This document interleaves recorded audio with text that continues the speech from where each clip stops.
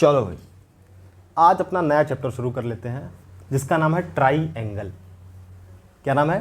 Triangle नहीं, try angle, है ना। तो जिसमें 3 एंगल होते हैं वो ट्राइंगल होता है, ठीक है।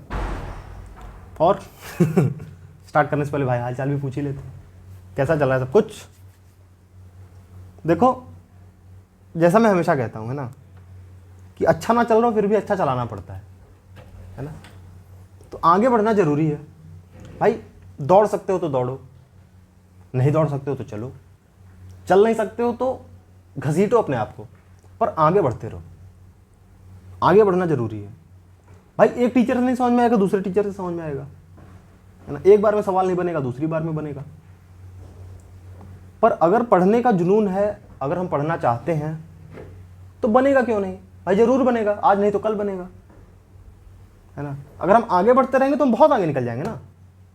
ये समझना जरूरी है। रुकना नहीं है कि अरे छोड़ दिया हमने भाई, पढ़ना ही छोड़ दिया भाई, मेरे से बनता ही नहीं तो मैं पढ़ूं क्यों भाई। तुम पढ़ते नहीं इसीलिए तो बनता नहीं।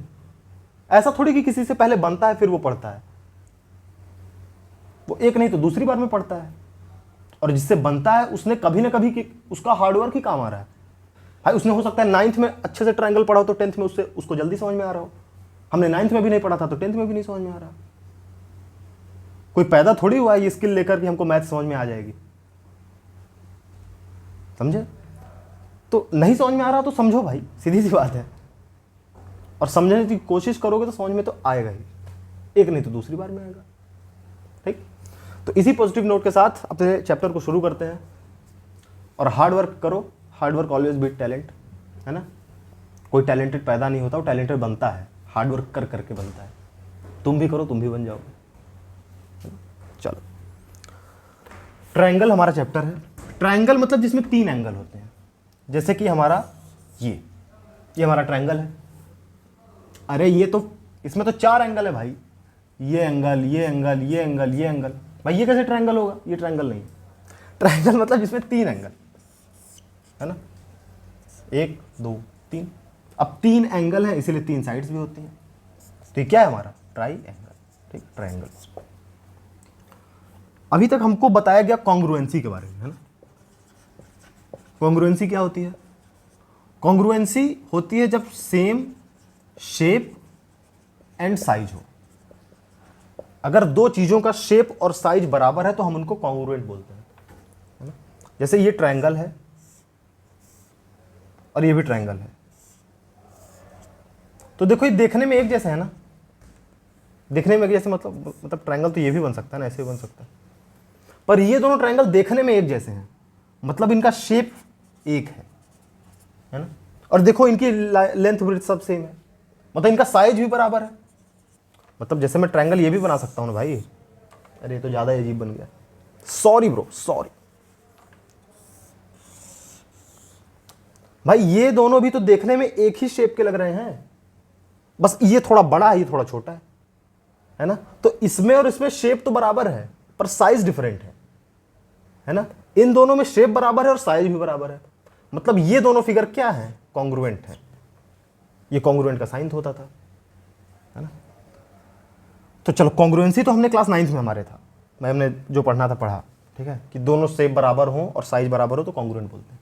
हमारे इस सिलेबस में दिया हुआ है सिमिलरिटी के ऊपर, और सिमिलरिटी में क्या देखा जाता है? केवल शेप, साइज नहीं देखा जाता भाई साहब। कॉन्ग्रुएंसी छोड़ो अभी, सिमिलरिटी में हमको केवल शेप देखना है।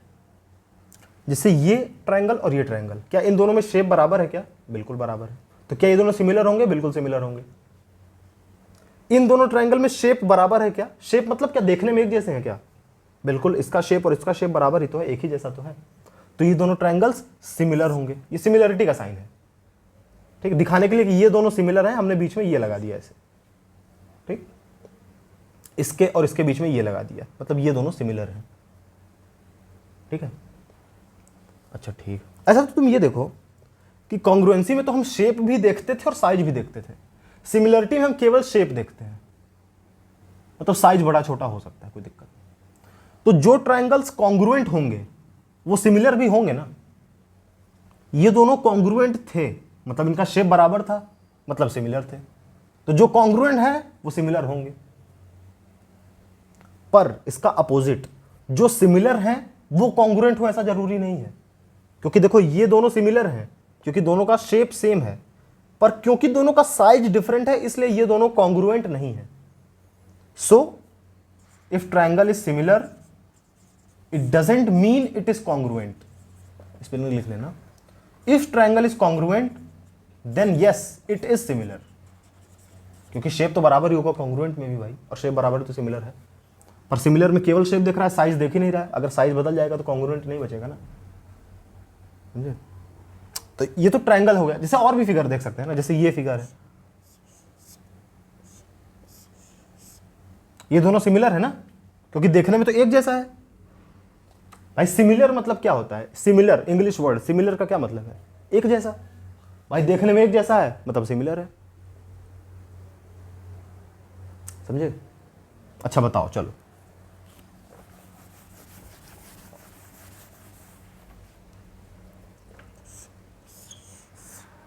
ये और ये, क्या ये दोनों सिमिलर हैं या नहीं है? सब बोल रहे होंगे बिल्कुल सिमिलर हैं क्योंकि देखने में तो एक ही जैसे हैं। पर अगर अब मैं आपको बताऊं कि ये 30 सेंटीमीटर्स का है, ये 25 सेंटीमीटर्स का है, ये लेंथ, ये 30, तो ये भी 30, ये भी 25, ठीक। ये जो है ये 31 सेंटीमीटर्स का है, ये 25 का ही है, ये 31 का है, ये 25 का है। तो ये क्योंकि 30 सेंटीमीटर्स का है इसलिए, और ये 31 का है, तो मतलब इसका ये लेंथ तो इससे बड़ा है ना भाई साहब। और लेंथ बड़ा है मतलब ये थोड़ा ऐसे फ्लैट टाइप है, देखने में नहीं लग रहा है। क्योंकि देखने में तो मतलब 30-31 में बहुत डिफरेंस थोड़ी है ना। पर क्योंकि देखने में नहीं लग रहा है इसलिए हमने एक बार में तो ऐसे बोल दिया कि सिमिलर है, पर ये एक्चुअली में सिमिलर नहीं है। क्योंकि इनका भाई तुम खुद देखो कि ये थोड़ा छोटा है, ये थोड़ा ऐसे लंबा टाइप है। कोई बोलेगा अरे सर एक ही का डिफरेंस है, तो भाई अगर मैं ज़्यादा का डिफरेंस दे दूँ तब मान लो कि ये मान लो कि ऐसे होता और ये ऐसे होता, क्या ये दोनों सिमिलर हैं? नहीं, ये तो देखने में भी लग रहा है सिमिलर नहीं है।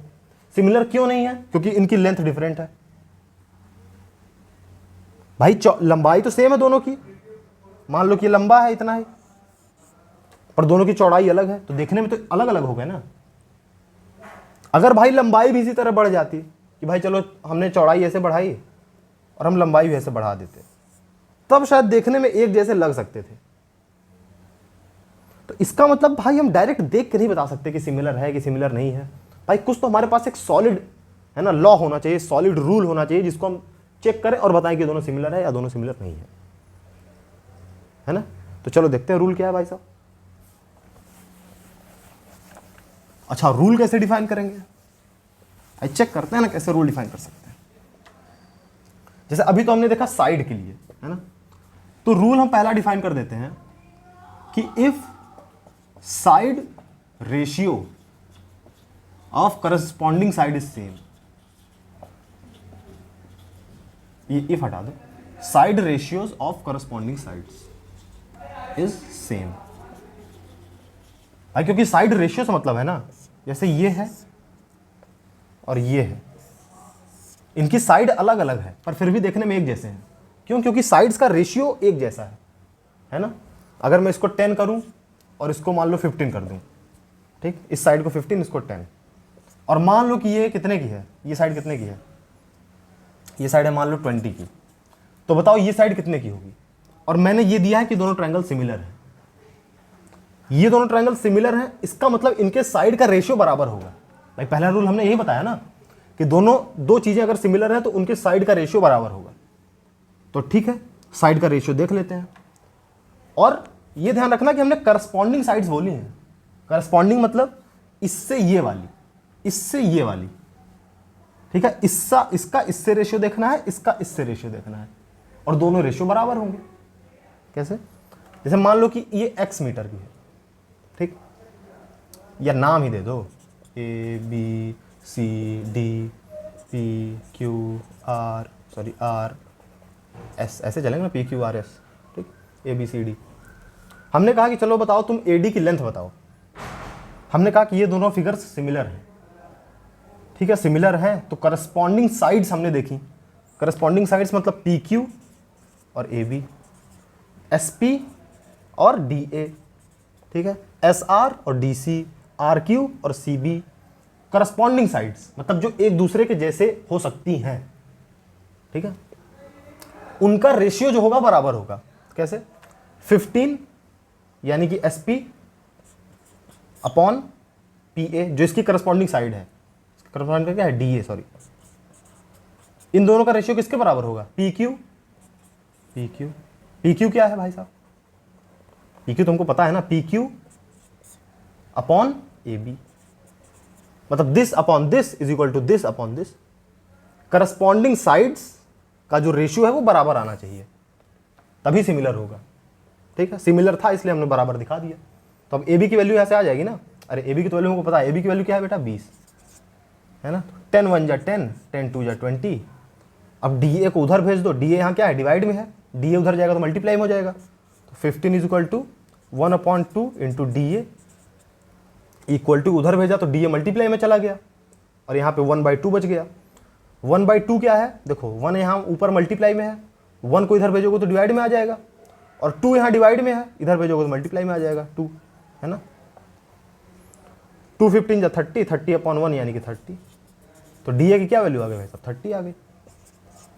तो अगर ये दोनों फिगर्स सिमिलर हों और ये 10 15 है, ये 20 है, तो इसको 30 होना पड़ेगा, समझे। तो सिमिलरिटी के लिए हमने एक चीज तो डिफाइन करी भाई साहब कि साइड्स का रेशियो जो हो बराबर होना चाहिए। ऐसे ट्रायंगल्स में भी देख सकते हैं भाई साहब, चलो अगर ये दोनों ट्रायंगल सिमिलर हैं तो साइड्स का रेशियो बराबर होगा। अगर ये 2 है, ये भी 2 है और ये 4 है, तो ये कितना होगा भाई साहब, तब ये भी 4 होगा ना, क्योंकि इन दोनों का रेशियो 1, 2/2 1, तो 4/4 भी 1 होना चाहिए। चलो अगर ये 2 है और ये 8 है, तब इसको कितना होना चाहिए था, 2/8, सॉरी 2/8 कितना आएगा, 1/4, तो दिस अपॉन दिस भी 1/4 आना चाहिए, तो इसको हम 16 ले देते हैं, 4/16 1/4, है ना। तो अगर ये 4 टाइम्स हुआ तो ये भी 4 टाइम्स हो गया, ये 2 टाइम्स हुआ तो ये भी 2 टाइम्स हो गया। तो करस्पॉन्डिंग साइड्स का रेशियो बराबर होगा अगर फिगर्स सिमिलर हैं तो। चलो भाई साहब, तो ये तो पहली कंडीशन हुई। पर तुम ये सोचो कि क्या ये स्क्वायर और ये रोम्बस सिमिलर हैं क्या, किसी एंगल से सिमिलर लग रहे हैं ये दोनों? नहीं भाई, देखने में तो बिल्कुल अलग लग रहे हैं, तो अलग तो ये सिमिलर हो ही नहीं सकते, है ना। हम सिमिलरिटी पढ़ रहे थे ना भाई साहब, तो सिमिलर तो हो ही नहीं सकते। पर मैंने कहा कि इसकी साइड 10 है, भाई स्क्वायर क्या होता है, जिसकी साइड सब बराबर होती हैं, ये 10 ये 10 ये 10 ये 10। और हमने रोम्बस क्या होता है, रोम्बस की भी सारी साइड बराबर होती हैं, ये 10 ये 10 ये 10 ये 10। पर इसकी साइड का रेशियो 10/10 1, 10/10 1, 10/10 1, 10/10 1। तो साइड्स का रेशियो जो है वो तो बराबर है, फिर भी ये दोनों सिमिलर नहीं है। तो यानी कि एक कंडीशन और चाहिए हमको, और दूसरी कंडीशन चाहिए एंगल के ऊपर। भाई इसके सारे एंगल 90 हैं और इसके एंगल ये बदल रहे हैं भाई साहब, ये छोटा एंगल बड़ा एंगल। तो सिमिलरिटी के लिए पहली कंडीशन तो हमने डिफाइन करी, क्या डिफाइन करी भाई साहब, कि करस्पॉन्डिंग साइड्स का रेशियो बराबर होना चाहिए। दूसरी कंडीशन हम डिफाइन करते हैं कि करस्पॉन्डिंग एंगल्स आर इक्वल,